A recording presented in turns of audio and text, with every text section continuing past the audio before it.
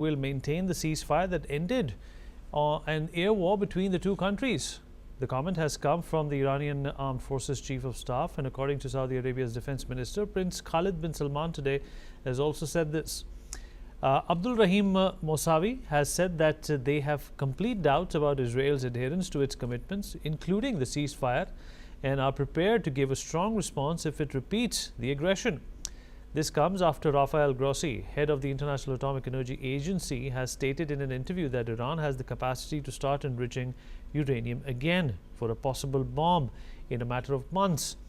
Grossi has said that the US strikes on 3 Iranian sites last weekend had caused severe but not total damage, contradicting Donald Trump's claim that Iran's nuclear facilities were totally obliterated.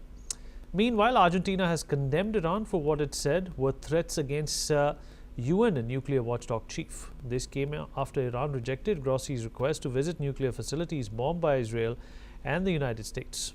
And according to reports, Tehran has accused Grossi of betrayal of his duties for not condemning the Israeli and US strikes on Iran's nuclear sites this month, and Iranian lawmakers voted to suspend cooperation with the IAEA.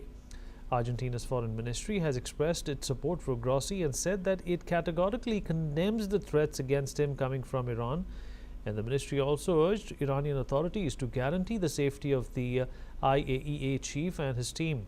According to a statement on social media platform X, the statement, however, did not specify what threats Grossi had received. However, on Friday, Iranian Foreign Minister Abbas Araghchi criticized Rafael Grossi's push to inspect the bombed nuclear site, suggesting on social media that the IAEA chief's insistence was meaningless and possibly even malign in intent.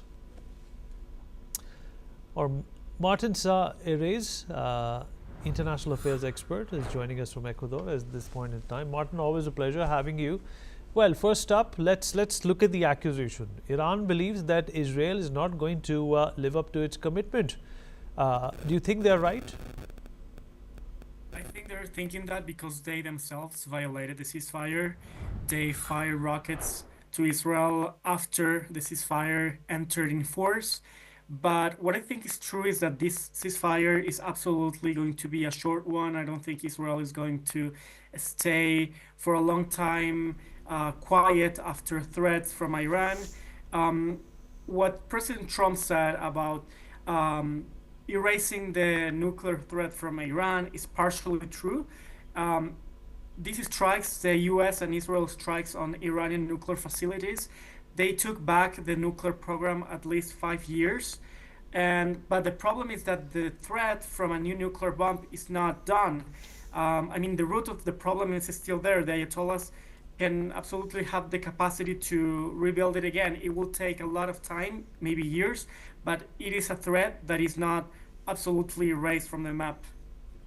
And Martin, let's also, talk about Iran not allowing the International, Atomic Association to inspect these sites. What does that tell you? That perhaps Iran has a lot more to hide than what the world can see and confirm.